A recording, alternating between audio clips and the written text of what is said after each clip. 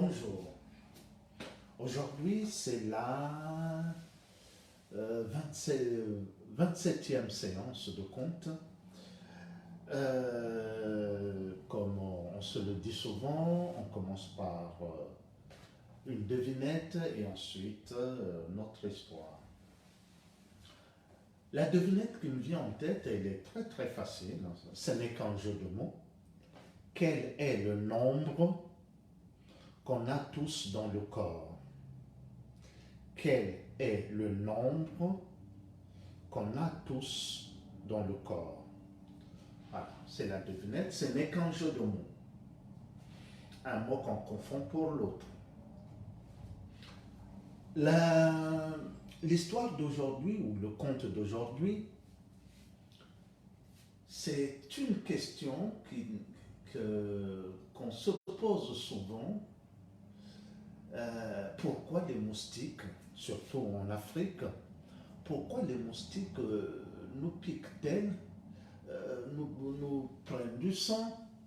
Bon, il y a une explication scientifique parce qu'elle a besoin du sang pour nourrir puis nous transmettre les maladies. Mais il y a aussi une explication je dirais, avant la science, donc une explication empirique qui fait partie de l'explication qu'on donne souvent aux enfants. Eh bien, c'est cette histoire-là que je vais vous raconter. Moi, elle m'avait été racontée je pense qu'il y a très très longtemps. Hein. Et je vais vous raconter cette histoire, pourquoi les moustiques nous piquent-elles.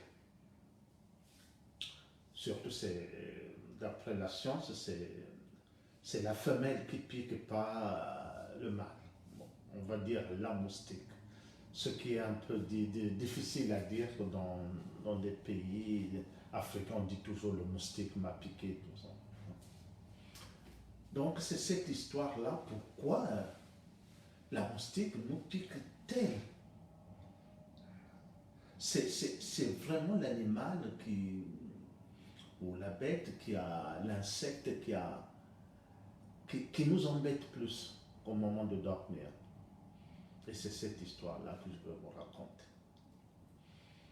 Écric, écrac. Eh bien, l'histoire commence que personne ne parle. Il était une fois dans un petit village africain perdu tout au fond d'une forêt, vivait un homme et une femme. Ah, cet homme, il était très beau. Même les femmes qui étaient mariées voulaient avoir une aventure avec lui. Sa femme, elle était très belle. Même les hommes mariés voulaient avoir une aventure avec elle. C'était un couple qu'on aimait dans le village, qu'on enviait. On en parlait partout. Et ils s'aimaient vraiment à la folie. Ils se connaissaient depuis qu'ils étaient enfants. Et ils avaient juré, vous imaginez, enfants, ils avaient juré, quand on sera grand, on se mariera. Comme vous, certains d'entre vous, quand vous étiez tout petit, vous promettiez à un garçon, à une fille, plus tard on va se marier. Ben eux, ils avaient réussi leur rêve. Ils s'étaient mariés. Et ils étaient heureux, très heureux. Ils se cachaient rien. Eh oui, c'était vraiment le couple idéal, le couple où on pouvait tout vivre. Vous me direz, est-ce qu'ils se disputaient? Si, ils se disputaient, mais ils savaient arranger les choses, revoir l'essentiel, pas ce qui est superflu. Je savais qu'à deux, on avait parfois des idées différentes, mais il fallait trouver des idées nouvelles qui vous réunissaient. Oh, ils étaient heureux. C'était l'exemple qu'on donnait partout. Pendant les mariages, on les citait. Soyez comme un tel. Voyez comment ils sont. Surtout, parle-t-il, les hommes de Dieu disaient, voilà, Dieu a donné de la grâce à ce couple. Depuis enfant, ils se sont découverts. Ah oui, c'était bien. Mais il y avait une chose. Il y avait une chose qu'ils n'avaient pas. Ils n'avaient pas d'enfants. Ils n'avaient pas d'enfants. Ils avaient tout le bonheur, mais ils n'avaient pas d'enfants. Mais la femme, elle se disait, ben, Dieu nous a fait comme ça, on ne peut rien. L'homme disait, si tu l'acceptes, moi aussi je l'accepte. Oh, ils vivaient leur jeunesse, leur insouciance. Et il y a eu un grain de sable. Un grain de sable est rentré dans leur couple. La maladie. Cette femme est tombée malade. Ce n'est pas un mot de tête ou des mots de tête ou... non. C'était une maladie assez grave. Eh oui. L'homme avait tout. Il essayait tout. Mais il n'avait aucun moyen de guérir sa femme. Il a dépensé ce qu'ils avaient pour la guérir. Parce que la chose la plus importante, c'était sa femme. Non. Il ne pouvait pas. La femme, sur le lit, elle avait peur. Elle avait peur de la mort. Elle disait, mais si je meurs, est-ce que tu vas toujours m'aimer? Il disait, si tu meurs, je t'aimerai toujours. Je t'ai promis que je ne me séparerai jamais de toi.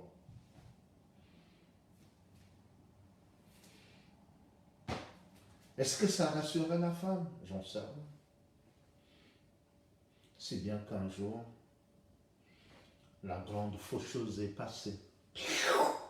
Elle a emmené la femme. L'homme, il est resté malheureux. Faucher sa femme dans sa jeunesse. Au moment où il vivait de l'insouciance, ils étaient là. Elle est partie. Et lui, qui avait un amour inachevé maintenant au fond de cœur, qu'est-ce qu'il pouvait faire? Il a pris une décision que moi je ne prendrai pas. Peut-être que vous aussi vous ne prendrez pas. Il n'a pas voulu enterrer sa femme. Il a gardé sa femme chez lui. Même si elle commençait à pourrir, il a gardé sa femme chez lui. Parce que c'était son amour. Et bien dans le village, ça commençait. Au début, ça râlait pas. On disait, bah oui, on a pitié, bon, on va l'aider. Il va avoir du recul, il va comprendre qu'il faut enterrer. Il le sait bien que les gens, les personnes, quand elles meurent, on les enterre. Puis après, on a dit, bah, il n'arrive pas à comprendre, allez le voir. Le chef du village est allé le voir en lui disant, mais quand quelqu'un meurt, on sait qu'on a de la peine. C'est quelqu'un qui ne sera plus remplacé, ça c'est sûr. Mais pour le respect de son corps, il faut l'enterrer. Lui, il a dit non. Moi, je ne vais pas enterrer ma femme. Ben, ça commençait à râler dans le village. Ah là, cette fois-ci, le chef est allé le voir. Soit tu enterres ta femme et tu restes avec les hommes, soit tu prends le corps de ta femme et tu t'en vas. Ben, il a préféré partir. Il a pris le corps de sa femme et il est parti. Il est parti habiter plus loin du village. Il a fabriqué une cabane. Il s'est fait un lit et tout, et il il a posé ce corps dans la même chambre que lui.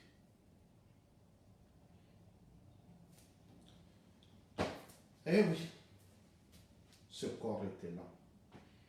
Il pourrissait, mais il ne sentait pas l'odeur pour lui. Il n'y avait pas d'odeur. Tout ce qu'il voyait, ce corps, c'était sa femme. Le reste ne comptait pas. Depuis qu'il vivait tout seul avec ce corps, il commençait à prier Dieu. Son Dieu à lui, hein, ce n'est pas celui que certains prient maintenant de Jésus-Christ. Non, c'était son Dieu à lui, de son village, de ce qu'on appelle Nzambianpungu, le Dieu Tout-Puissant. Ce n'est pas la Trinité, mais ce n'est qu'un seul Dieu. Et oui, il le priait. Il priait le matin avant d'aller travailler. Il priait le soir avant de s'endormir. Il demandait qu'une seule chose, pourquoi?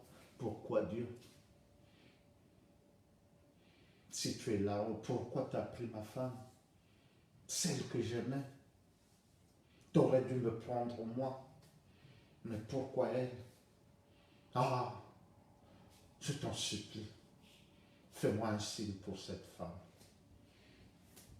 Je priais. Le temps passait. Oui, le temps, on ne peut pas l'arrêter. Le temps passait. Le temps passait. Et comme le temps passe, le temps marque le corps d'une personne. Ben, il était devenu très vieux. Il avait des cheveux tout blancs, ben, plus que moi. Des cheveux tout blancs. Il était devenu, il avait, comment dire, il était ratatiné. Il était toujours là. Mais il faisait toujours sa prière du matin et sa prière du soir. Il regardait toujours ce corps. Il était là, toujours.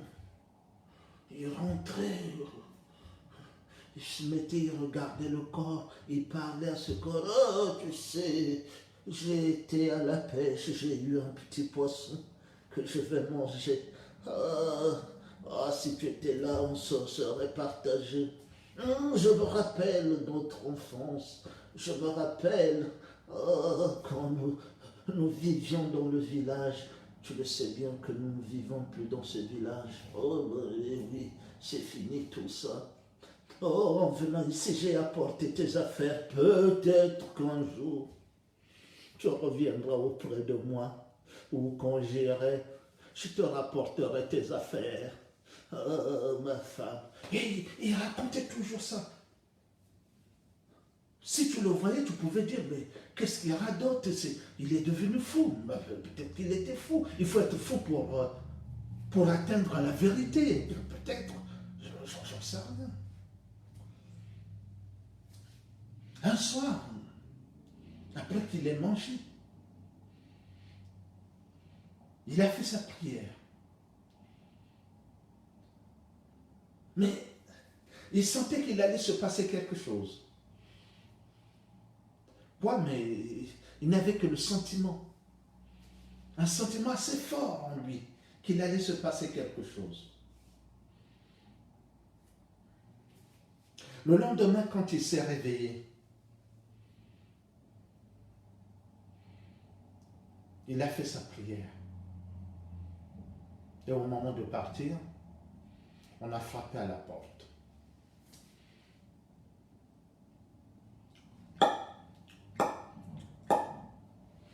Ah, il est devenu vieux. Il a du mal à marcher. Il arrive, il ouvre la porte. Et là, il voit un homme qui le regarde. Il dit, bonjour. Cet homme dit, bonjour. Vous êtes perdu? Non, c'est toi que je suis venu voir. Mais pourquoi?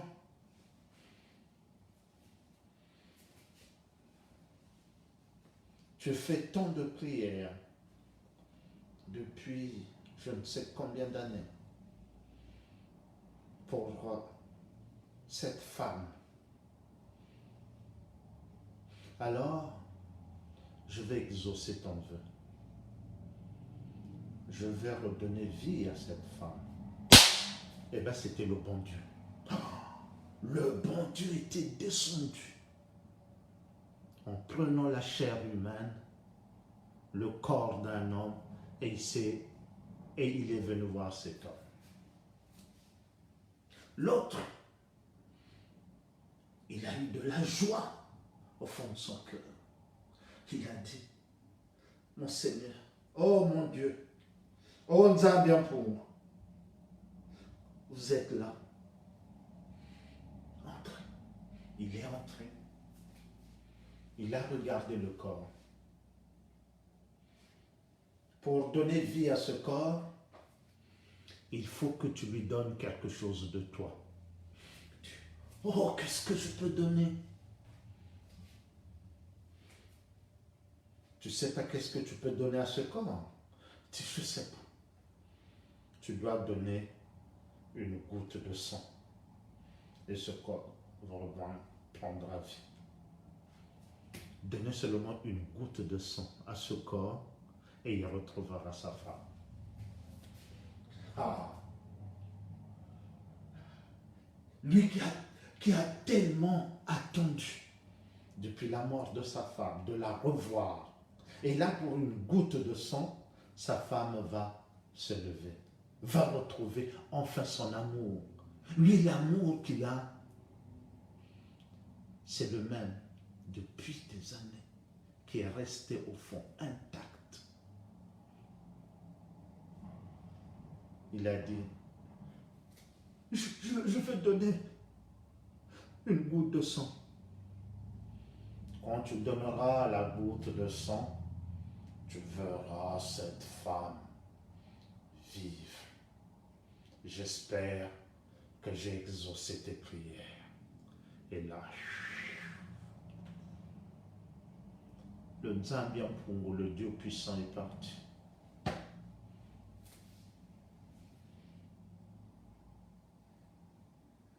Il reste là tout seul. Il se demande, est-ce que j'ai rêvé? Il cherche au moins la preuve qu'il y a eu un être immatériel qui était dans sa maison. Celui qu'aucun, quelle que soit la bonté qu'on peut atteindre, il est tellement pur que le Dieu Nzambiampou, personne ne peut l'atteindre. Mais lui, il se dit, je l'ai entendu, il était là, mais il cherche, mais il ne trouve rien. Mais la seule chose qui reste en lui, donne une goutte de sang à ce corps. Je vais essayer. Il prend dans les affaires de sa femme, il y avait une épingle, une aiguille, peut-être, je ne sais pas pourquoi. Pas une aiguille comme on le verra ici, mais une sorte d'aiguille en bois. Il le prend, il vient devant ce corps.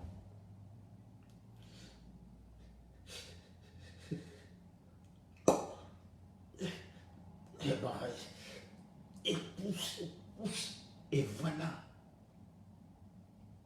une goutte de sang tombe sur ce corps. Une goutte de sang tombe sur ce corps. Que vous me croyez ou pas, mais ça s'est réalisé. Tout à coup, le corps, le squelette, commence à avoir de la peau. Tout ce qui est à l'intérieur se formait. Et lui, il en était témoin. Il était là avec sa canne et regardait. Ah, il allait être heureux de revoir sa femme.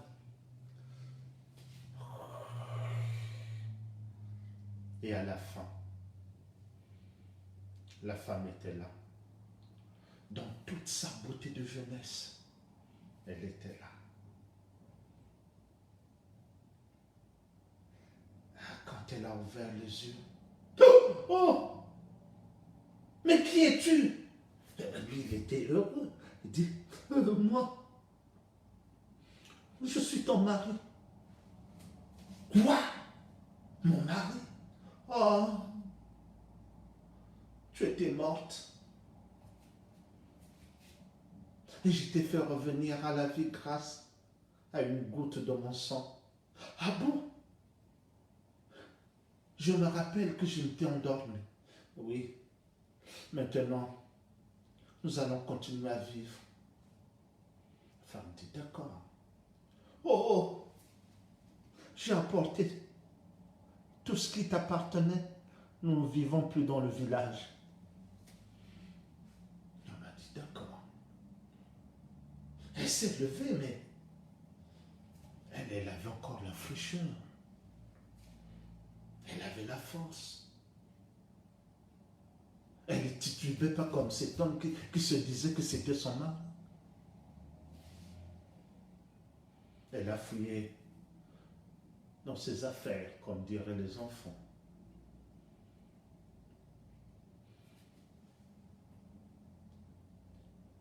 Elle a revu ses pagnes, ses camisoles, ce qu'elle mettait avant. Elle en a mis. Mais cet homme, il avait son pantalon était déchiré. La femme est sortie de cette maison, elle a regardé, mais l'image que j'ai de la maison, c'était pas une masure, c'était pas une cabane aussi délabrée.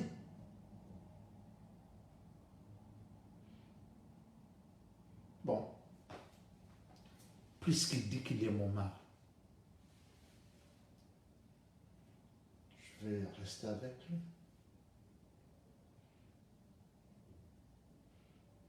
Elle est allée à la rivière. Quand elle s'est penchée, elle a vu son visage. Elle dit, mais je suis si, mais je suis jeune et lui. Non, c'est pas mon mari. Mon mari, je ne l'ai pas connu comme ça. Elle est retournée, elle a fouillé dans ses affaires, elle a trouvé son miroir. L'ami des femmes. Elle a regardé dans le miroir. Elle s'est dit, oh! Et quand le mari est revenu, il a dit, toi tu n'es pas mon mari. Ce que j'ai de mon mari, c'est pas toi.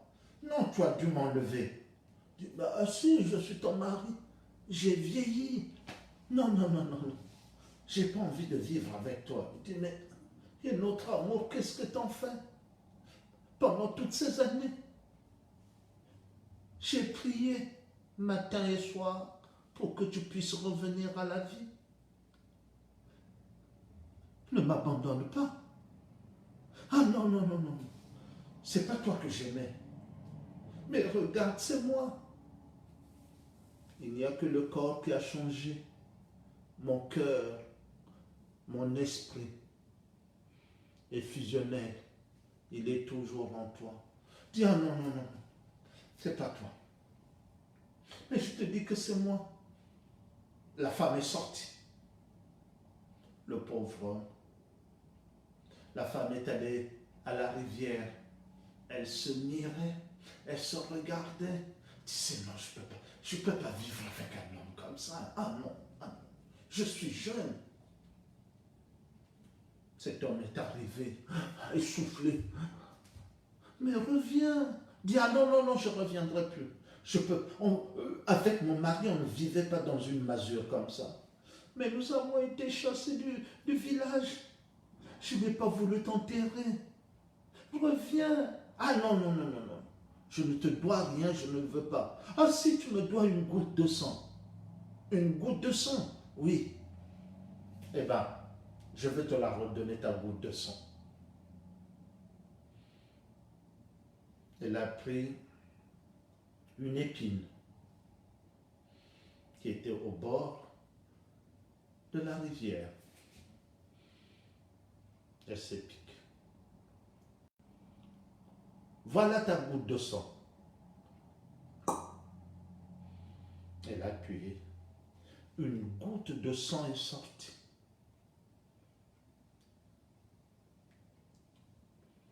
Dès que la goutte de sang